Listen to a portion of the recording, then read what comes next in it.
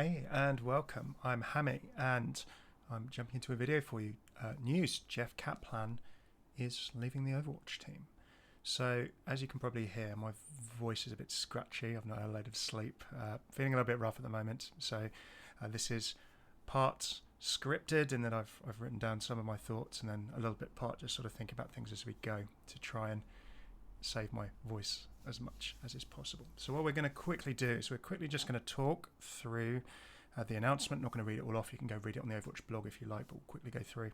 I'll talk a bit about Aaron Keller coming in, for he is going to be the new game director replacing Jeff. I'm going to talk a bit about Jeff and sort of my perception of things, and then sort of what happens from here, like how will Overwatch change or not from here, you know, what will happen in the community a bit to a degree, I think, from here. And then lastly, I'll just wrap up with a little bit about what I'm going to do and things like that, just because I've been a bit quiet on video for a while. So first things first, no huge speculation. I'm going to talk about what is publicly visible and what can be publicly seen, rather than, you know, hearsay or speculation too much.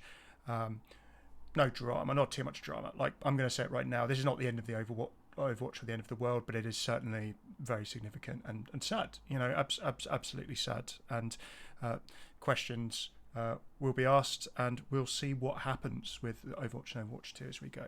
So yeah, certainly a gut punch for everyone, but it is not the end of Overwatch. Like the video I released before BlizzCon, you know, Overwatch is not going anywhere, and a big part of that is us and people who enjoy it and people who play it and people who appreciate it.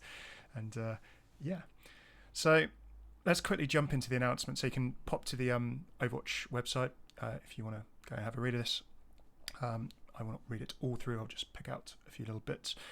We want to let you know that Jeff has decided to leave after a long and storied career, and that Aaron, a Blizzard veteran founding member of the Overwatch team, will be stepping in as game director. Then it talks about Aaron's experience. Now, I've actually interviewed Aaron briefly around the Retribution event. I'll talk about that in a bit. So I've had a little chat with Aaron in the past, although, you know, not on a massively familiar basis. Helped create the vision for the game, helped create Overwatch the team, 18-year Blizzard veteran, used to work with Jeff on World of Warcraft. Remember those two, got some history there. And remember, of course, you know, Overwatch 2's got, I've seen a lot of tweets and things recently from various people moving teams within Blizzard to go and work on Overwatch, some of them from WoW. So WoW experience coming into Overwatch PvE, fighting against the computer, boss battles, things like that. Very, very interesting. So an announcement from Aaron, paying tribute to Jeff. Been lucky to work alongside him, great leader, mentor and friend, building something that continues to inspire people, and he's honoured to carry the torch forward. Why he loves Overwatch. And you'll have seen Aaron at many BlizzCons on many stages alongside Jeff, and in videos to do with the Overwatch 2 stuff as well, for sure. Also recognises that making games at Blizzard has always been a group effort, never just about that one point of view. And we have a deep bench of creative and development leads, numerous veteran artists and designers, and talented new blood. Tons of support throughout the company. The Overwatch 2 BlizzCon Line 2021 presentation that we saw just in February, that video to me very much emphasised the deep bench, the deep line, you know, the team. You know, it wasn't a Jeff video, it was a team video. I'm not saying that was a precursor to this announcement, but I have a feeling that for Overwatch 2, this was always going to be an emphasis. You know, this is not a one-man army. And you know, Overwatch was never a one-man army. You know, I think that Jeff, as the figurehead of Overwatch, and to many people the face of Overwatch, did things for both the community and for Overwatch as a game within Blizzard, but we'll talk about that briefly later. Development of Overwatch 2 is continuing good pace, great vision, loved the reaction, exciting reveals for this year, more frequent updates about Overwatch 2 progress. I'm going to call that the reassurance piece of the announcement. Stuff still happening, we're still working, good. I've no pretenses about filling Jeff's shoes, of course. You know, no one's going to say, yep, I'm going to be better than Jeff, the next Jeff, you know. I'll be excited to step into the game director role and continue to be part of a team, and honoured to, you know. Also, Jeff, this is very Jeff, both, like the brevity's a little weird to me, but I'll talk more about that later. This is very Jeff. You've seen Jeff post on the forums over the last 5 years. Remember, Overwatch 10's 5 this May, 5th anniversary. And if you've been covering it since it was announced at BlizzCon, then some people have been covering this sort of, 6 odd years, 7 odd years. 2014, let's not forget BlizzCon. So this is very Jeff. The honour of a lifetime to have the opportunity to create worlds and heroes for such a passionate audience. Appreciation of everyone at Blizzard, our game teams and players. Special thanks to the wonderful game developers in their journey of creation with me. Never accept. And then a little bit of Dr. Winston. GG. Jeffrey Kaplan. Never Jeff. Signed off. Jeffrey Kaplan. Loving it. Thanks, Jeff, and welcome Aaron to his new role. So that's that. That's all she wrote. So it's not an obituary. I hope that Jeff, firstly, thank you, Jeff. I hope you have a fantastic rest and break. I've no doubt that it's been a wonderful and also at parts very tiring bunch of years dealing with us creators for one, let alone anyone else. And I hope in time that Jeff has a fantastic new challenge somewhere else non-Blizzard. Who knows where that could be?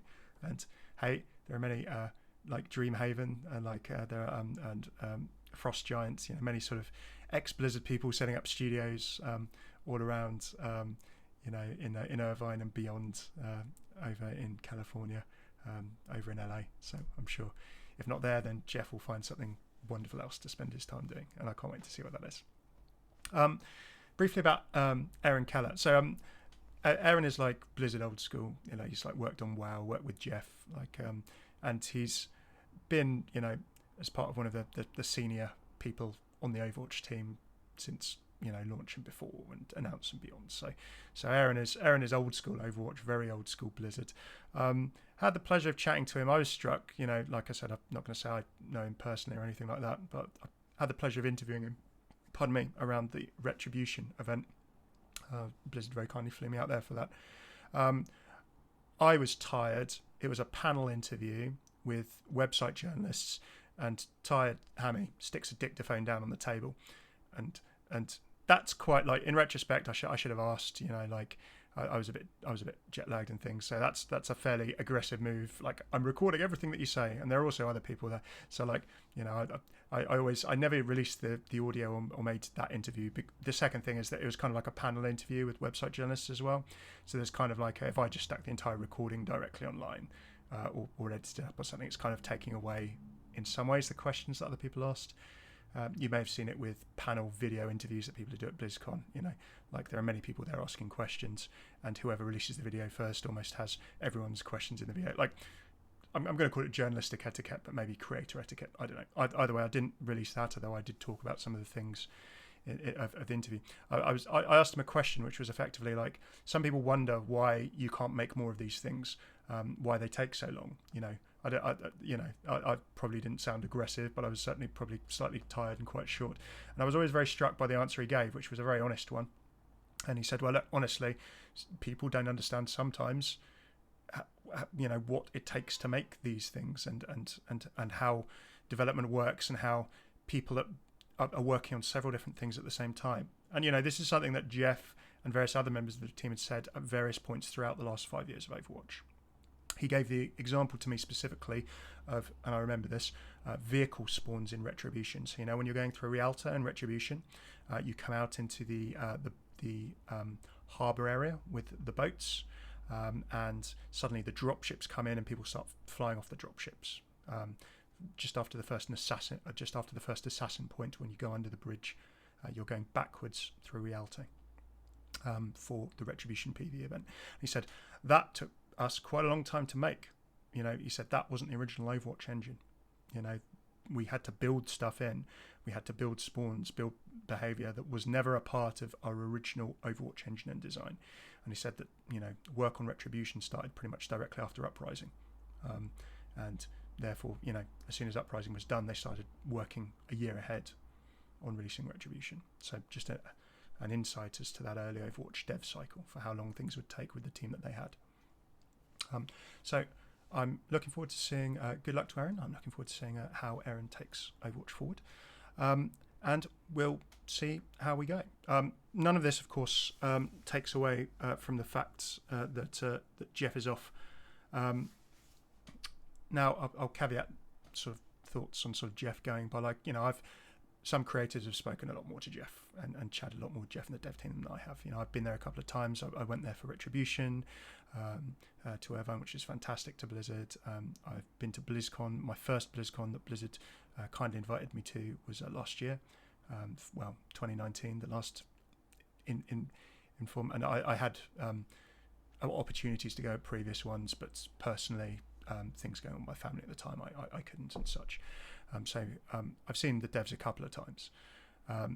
Jeff, whenever I've seen him speak in person or otherwise, always got a sense of, whether you see it in his dev updates or in his forum posts, guy who cares, genuinely cares, and genuinely, I think, was so on top of perceptions of the game, like Jeff going out as a game director and posting on the forums for Overwatch is always something that people have praised.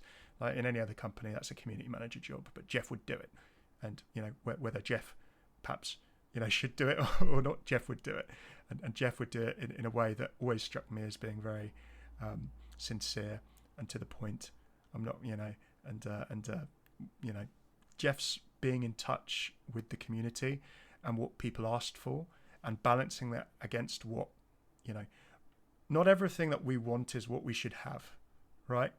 As players of a game, and for every many pieces of good feedback, there are pieces of bad feedback or non-relevant feedback or gendered feedback, and generally, I have a feeling from the way that Jeff got involved, and he was very in touch with that, like knowing what people thought and where the game was at. Like I would never, it's very easy to be from an outside perspective and not see how things are going on, but I always had that view, and he listens. The amount of things, I think I at one point for a video a few years back, I tried to go through the amount of things that the community had asked for that the Overwatch team had delivered on, and it was so many, from little things to big things, like just the amounts of, like, if you had a list of community requests and the amount of things that got delivered on, and some of those things were very big and took development time and took a long period of time to do,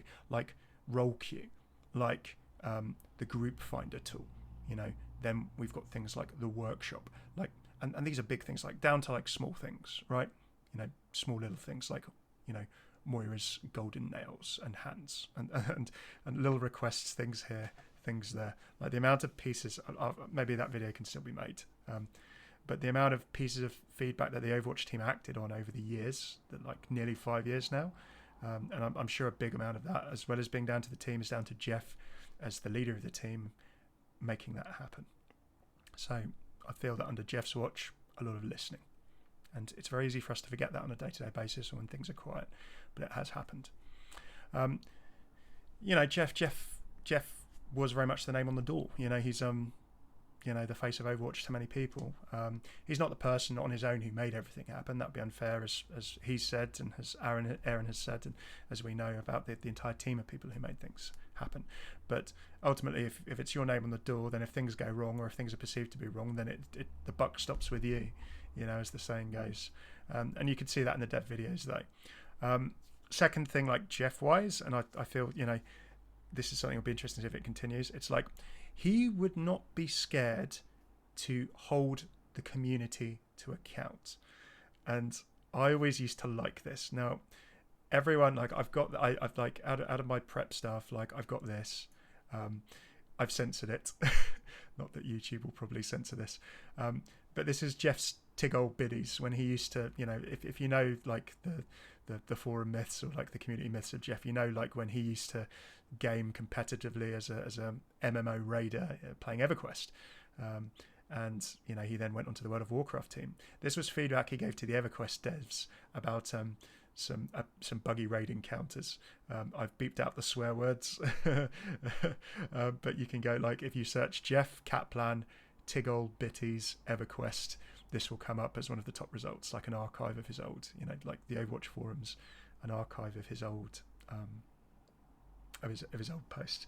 So this was a much younger Jeff, and hey, the internet, what you put on the internet stays on the internet, and it, of course, this was Jeff a long time ago. But although Jeff would not articulate things in such a way now, and never has, I'm sure, like, this passion, this in-depth knowledge of the game that he was playing and loved, and his friends were playing with him, and this passion and this attention to detail, like, and this ability to sort of turn around and say, like, I'm going to call it speaking truth to power. Like, that is something that I feel he's always done with Overwatch, and I hope that continues, because we as a community, us as content creators, us as players, we're not always right. We're not always right. And I think that's a thing that Jeff would try and articulate to us when he felt it was the other way, as much as he could, within the ways that he could, and the responsibility that he's had as being director of Overwatch at Blizzard and a public face of the game. There were public examples of this. Check out the Overwatch forums, for example. You can have a look at things in terms of, like, him calling out cheats, him calling out people's bad behavior in game who are complaining that their accounts had been suspended. He would, if people were making points, he would pull out stats and say, well, actually, that's not the case. We look at the stats. Here's what people are doing. Here are the most played heroes in the game.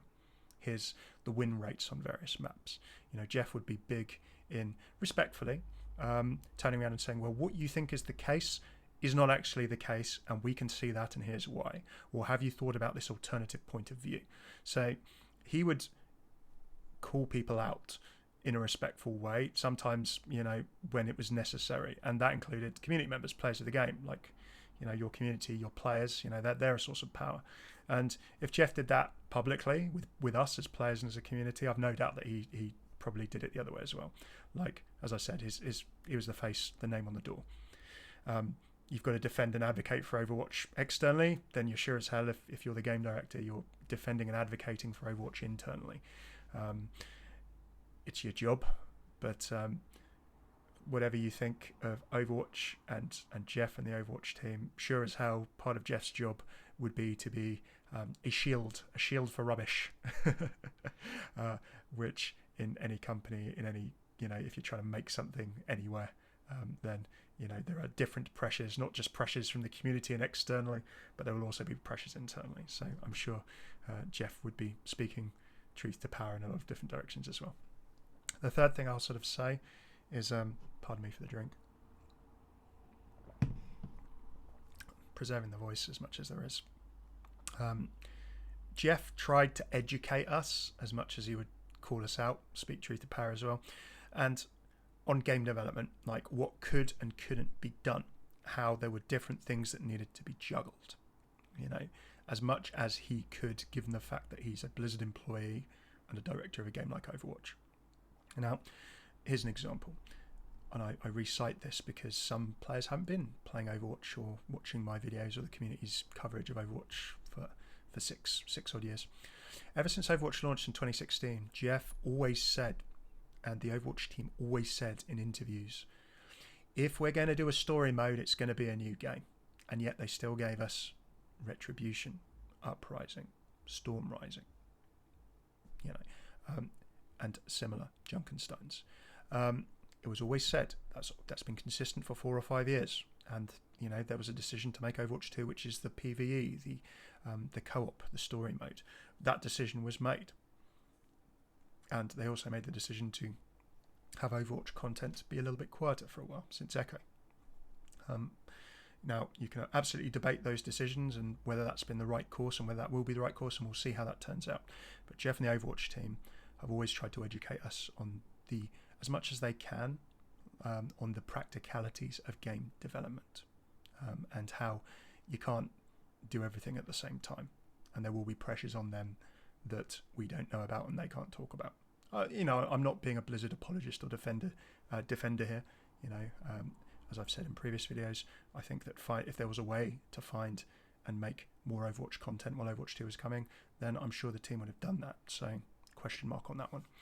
You know, as a game developer, you know, if you're making something, if you're producing anything, whether you know you've got to build a new housing estate as a house builder, or whether you're trying to run a school as a head teacher, whether you're making a game as a game developer, you work within the budgets and resources that you have, with pressure from other sides and demands from several different sides. You've got a lot of different customers, as it were, clients, to try and achieve your goal. You don't have completely free will. unless you're very, very lucky or you have a lot of money or a wonderful benefactor. And you can't probably talk about some of the challenges that you face publicly. For a game developer, it's in developer updates or on the forums. You can't say that your hands are tied in some ways either, right? This is, industry sort of observance of mine rather than anything directly I know about Overwatch, just to be clear. But Jeff would very much externally, and this is the one thing I'll say without betraying confidences, he would try and educate creators about this too, as well as what you saw in developer updates. Jeff was always trying his best, and is very visible publicly in terms of letting people know what could and couldn't be done as much as was possible. So I think that we have to give Jeff and the Overwatch team and any game developers, you have a certain amount that you can talk about. There's never 100% completely open development of anything, because that's the way the world works, and it's not possible. Jeff has certainly been a huge part of everyone's Overwatch memories, experience. He's been a huge part of Overwatch being what it is today and what it has been, and the experience everyone has had. It's sad that he's off. The final thing that I'll say is I do find the tone of this just a little bit odd. I've never worked 100% full-time as a content creator. I've always had a little, I've had a day job before, and I do freelance and bits around it. But some of that and my past work has been in and alongside marketing, not directly at games publishers, but in and alongside and things like that. I've worked a little bit in and around games. And one thing that I will say is that this is definitely, it's, as it should be, it's got carefully crafted statements, both people have been given an opportunity to write something. Jeff has kept it short and sweet. It's quite a short goodbye. This is not there's no big,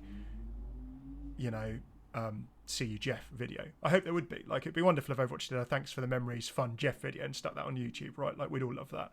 I hope that comes. If it doesn't come, it's kind of a bit of a quiet exit, to me. And like I said, I'm not going to overtly speculate. I'm not going to profess I have internal knowledge of anything, because I don't. But from an external perspective, working Jeff's job for 5 years would have been tiring. I'm not saying it's the same thing, but I'm going to call it for me, it's the UK Prime Minister or the US President effect after they've served a 4 or 5 year term. I know it's the age of people when they take the office as well, right? So, I'm not going to say that people are overtly aged, but you do certainly see with UK Prime Ministers and some US Presidents that they, if they're a certain age when they enter office, they seem to have aged quite quickly as soon as they leave it, whether it's a 4 or 8 year term. So look, anyway, I'm not saying it's the same as the presidency or the prime ministership of the UK, but Jeff's had a busy job in a tough situation, and then there's been COVID development as well and things for the last year and a bit. So honestly, maybe a change is as good as a rest as well. I'm not conspiracy theorizing here. I can completely see how being the face of Overwatch, the biggest game in the world for a while, and still a very, very big game now for 5 years, you might fancy doing something a bit different. So it's a bit weird that it's a very short goodbye, but maybe there's more stuff that's going to come, and between the two of them, Jeff and Aaron have clearly worked together for a bunch of time. Aaron needs the chance to be able to introduce himself. Jeff saying a classy goodbye, quite short. It'd be nice if there's a thanks for the good times thing that the Overwatch team did. I'm going to put that out there now. We want a Jeff montage. That would be awesome. Maybe Dino Flask should be commissioned to do such. That'd be pretty cool. Yeah, in terms of quick final thoughts, and I know this has gone on, my voice is going to regret this afterwards, so thanks for your patience. In terms of how things go from now, the first thing I'll say is that people will be understandably sad. Jeff is so much entwined with Overwatch for many people, and Overwatch memories of all kinds, that him going is a big thing. I'm not going to underplay it. I would just say that in general, in terms of the community, some people have been creating Overwatch for quite some time, streaming Overwatch, making YouTube videos of Overwatch quite some time. You will see some people from the community do new things with this as a catalyst. That's okay. That's completely normal. I wouldn't have it reflect on the health of Overwatch too much. Some people have been making things for ages, and some people will generally want to change. Some people, quite frankly, will be concerned about how Overwatch is as part of all of their livelihood. Like people who full-time create, you have to, whether it's YouTube or Twitch, you need to be staying on top of things, keeping yourself relevant, experimenting, trying new things. Certainly a challenge for content creators. Privileged to be able to try and do that as a living, I know, but equally there are also challenges that go with it. So don't get too stressed at any creator you enjoy who tries something new or does a bit of extra stuff new. It's a quiet time for Overwatch at the moment. Some people have been doing it for a while, whatever their reasons. If they try something new, whatever they say, don't give people a hard time for it. It's understandable from many different perspectives. I wouldn't, however, take this as too much of a reflection of Overwatch's game health. This has been talked about until creators are blue in the face for quite some time. You can watch my Overwatch is fine unless we, kill it ourselves video, which is a half hour of this, on the channel. And I'll link it in the description as well. I share a lot more long thoughts on that there. But don't take this too much as a reflection of game health. We've already had all those conversations as a community. There's a point where re-talking about the stuff that we know and that is the case already is not going to change it or make it hugely different. But what I would say is that where Overwatch goes from here, there are plenty of original and, as Aaron's statement fairly says, that's true. There are a lot of OG Overwatch people still on the team. There's a lot of support from Blizzard within the business, like on the lore side of things, Christy Golden getting involved in writing the Symmetra short story. Many of the talented people who have worked on the cross-franchise development team, like artists such as Neskane, and people who have been writing comics such as Andrew Robinson, and like so many crazy talented people, Taryn Gregory working on the Junkertown in-game short and things like that. There are so many smart, talented people who've been working on Overwatch, and the Overwatch you love for a long time, who are still there. And then, as Aaron's statement said, with new people coming in, hey, there's going to be an Ashen McCree novel for Overwatch out in the next couple of months. Don't forget that. So cool stuff still happening for sure. New ideas, new angles. Of course, it's passing the torch. Of course, Jeff has been a huge guiding light and factor and influence on Overwatch. Who knows where things will go? I'm not going to tell you that everything's going to be perfect, because that'd just be silly, right? But it's not the end of the world, and it will feel. I feel sad. It is a change. It's a big change, and we're going to have to see how this change goes from here. But Overwatch 2 is still happening. Overwatch as a game is still the game that it has been, for all of the goods and for all of the ills. It's still the game that it has been. It's still a game that I jump into and play and enjoy, and I'm sure many of you do too as well, from time to time, or a lot, who knows. Now I'm going to end this video. I did this when Michael Chu left. I don't think I read from the book, but this quote for times of change is one that is quite close to my heart. I love Terry Pratchett. He's one of, if not my favourite authors. This is a book called The Fifth Elephant that my mum, God rest her soul, it was one of the many books that she gave to me. She'd give me books Christmases and birthdays and write the date in them. And very often as a kid, I wouldn't read them. It's like, oh, mum, get me a book. But then I'd read them, and I'd always find that they were actually always really good books. Always really good books that I enjoyed. So without giving you the context too much, like in times of change and how things change, a character called Sam Vimes, who's a big character, he's like a police captain, then becomes a duke in the books of a city called Ankh-Morpork. He's been sent on a foreign ambassador mission to another country. Shenanigans occur, and at the end he's talking with a king about objects and change, and how things change but they still stay the same. So the king says, Vimes calls something a fake, and he says, oh, do you know what, like this relic that you've been talking about, Dwarven King, it was fake all along. And the king says, this, my lord, is my family's axe. We have owned it for almost 900 years, see? Of course, sometimes it needed a new blade, and sometimes it has required a new handle, new designs on the metalwork, a little refreshing of the ornamentation. But is this not the 900-year-old axe of my family? And because it has changed gently over time, it is still a pretty good axe, you know? Pretty good. Will you tell me this is a fake too? To me, I said that about Overwatch's story, and to me that is relevant for Overwatch, for games, for things when people change, when teams change, when people work on things, you know, things will change around the things that you know and love and appreciate and enjoy. But ultimately, the fact that they get a little bit refreshed here and there, things change around the edges here and there, unless something drastically changes, unless that axe gets like chopped into 20 different pieces, it's still, you know, there's still continuity. There's still the thing that you know and love there. And I think that's a good place for me to end it. So thank you very much for listening. Do let me know what you think about Jeff leaving in the comments below. I'd love to hear your thoughts. If you like this video, throw a like and subscribe. Thanks to my patrons on Patreon, who, although my Patreon has been on pause for years, I've been making less videos, certainly for the last year or so, if not a bit longer. They've been very patient, and indeed for the last 4 or 5 years, they've made many of the videos that you've seen possible. You can check all of that out here, patreon.com/Hammeh if you want. I'll only reactivate it when I get videos going again. So finally, just a quick piece from me. I have been pretty quiet on Overwatch videos for a little bit. In fact, videos in general for the last couple of months. My day job work has been busy. Things have also been a bit quiet. I do have some videos that I want to make Overwatch-wise. Now, for about the last 3 years, I've been saying that I'm going to be doing more videos on lore of more Blizzard games and more different things. That is slowly going to be happening over the next few months. For me, I've been saying I'll be doing it for 2 or 3 years, and I've never got around to it in the way that I wanted to. This is not to do with Jeff's news. Overwatch has been quiet for a while on the lore front, but there are still things I'd like to do. So I will make a video when that happens, announcing it. So if you want to see some new things, do let me know what you'd like to see me do additional in the comments below. I've asked this question many times over the last 3 years.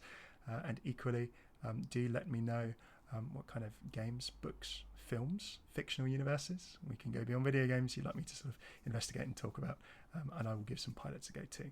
But there will always be Overwatch on this channel. I have Overwatch videos that I want to make, so keep an eye out for all of those here too as well. Overwatch is not going to be going anywhere here, even if things are a little bit quieter.